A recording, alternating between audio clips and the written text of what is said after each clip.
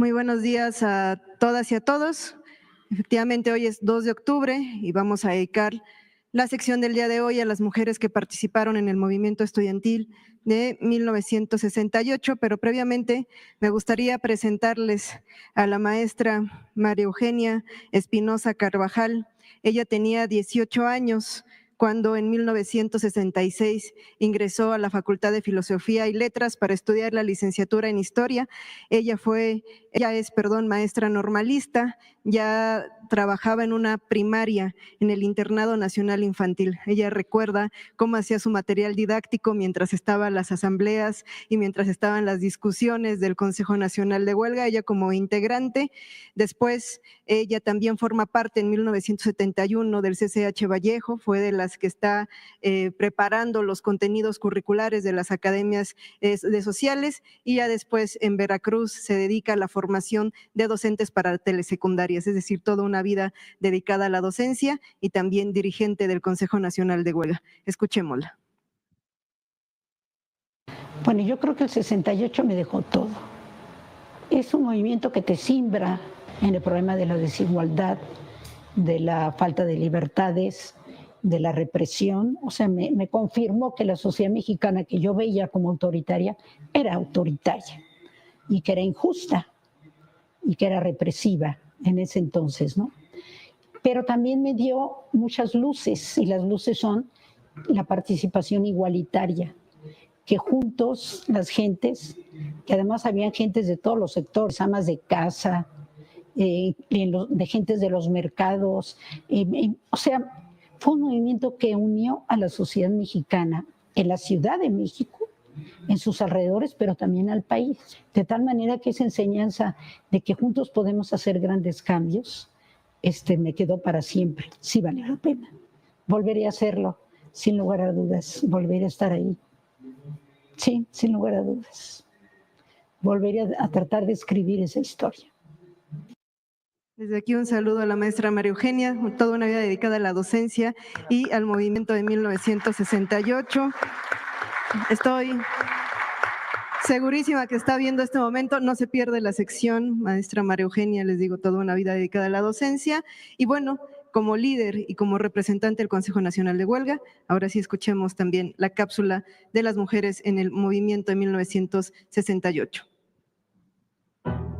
La tarde del 2 de octubre de 1968, sobre el edificio Chihuahua de Tlatelolco, una mujer estudiante, Mirtocleya González, delegada del Consejo Nacional de Huelga por la Escuela Técnica Industrial, Wilfrido Macié del IPN, fungía como maestra de ceremonias del mitin estudiantil. Tras los primeros disparos, cayó herida por una bala que le rozó la mano y fue detenida e interrogada por la policía varios días en Tlaxcuaque. Tuvo que ser trasladada a un hospital en el que una enfermera la ayudó a escapar. Ana Ignacia Rodríguez, la Nacha, y Roberta Avendaño, la Tita, también delegada del CNH, fueron más tarde secuestradas y trasladadas primero a Lecumberri y luego a Santa Marta, Acatitla, donde permanecieron presas 2 años. Durante el movimiento estudiantil de 1968, las figuras masculinas alcanzaron una mayor presencia mediática. Sin embargo, las mujeres también actuaron e hicieron valer su voz en las decisiones políticas del movimiento, y muchas veces tuvieron que empezar por romper los esquemas desde las asambleas y ante sus compañeros de lucha. Mirtocleya González recuerda: al principio, los compañeros querían que me quedara en la cafetería para que les hiciera de comer, pues yo era la única mujer. Sin embargo, no acepté. Yo quería conocer cómo estaban organizados y quiénes participaban en el movimiento. Fue cuando me presenté ante el CNH y fui aceptada como representante de mi escuela. A pesar de ser un movimiento mixto, el Consejo Nacional de Huelga fue un espejo de las desigualdades de género.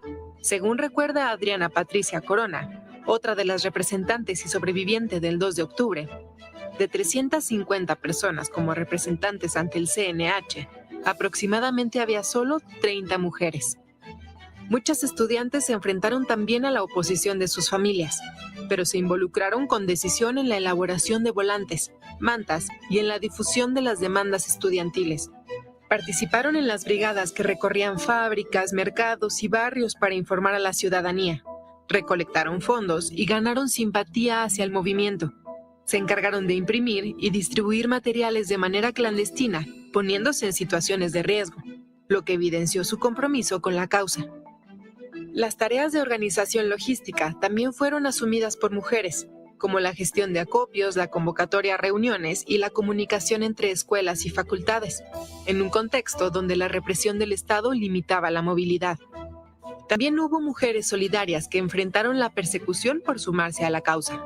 Profesoras, como Ifigenia Martínez, quien, siendo directora de la Escuela Nacional de Economía, levantó la voz en defensa del movimiento estudiantil. Y otras maestras del Politécnico y la UNAM, que apoyaron a los presos políticos, profesionistas como la periodista Elena Poniatowska, quien se abocó a documentar y reconstruir la represión. Madres que defendieron a las y los jóvenes, y vecinas que abrieron las puertas de sus casas para proteger a los estudiantes. La represión del 2 de octubre y los encarcelamientos posteriores no detuvieron la acción de muchas mujeres. Algunas continuaron su trayectoria en la vida académica y política, mientras que otras se incorporaron a las luchas por la libertad de los presos políticos, por las personas desaparecidas o por el acceso a los derechos reproductivos, entre otros movimientos sociales. El movimiento estudiantil de 1968 en México fue un parteaguas en la historia política y social del país. Su crítica al autoritarismo y a la ausencia de democracia marcaron a una generación de mujeres y hombres que tomaron las calles, desafiando la represión del Estado mexicano. El movimiento estudiantil también catalizó una transformación cultural respecto al papel de las mujeres en la sociedad. Muchas de las militantes, madres, profesoras, funcionarias y otras mujeres que se involucraron de manera solidaria con el movimiento, emprendieron caminos más libres y autónomos. A más de 50 años, su legado se expresa en el surgimiento de nuevas generaciones de mujeres organizadas, conscientes de sus derechos y con voz propia en la esfera pública.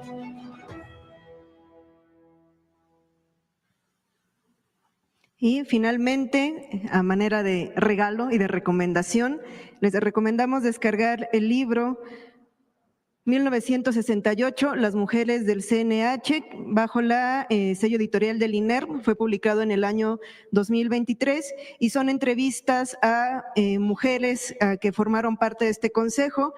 Podrán conocer las historias de Ana Patricia Corona Vargas, María Eugenia Espinosa Carvajal, a quien escuchamos al inicio, Mirto Cleya González, Rosa Barrientos, Marta Servín, Elena Cárdenas, La Tita, Eugenia Valero.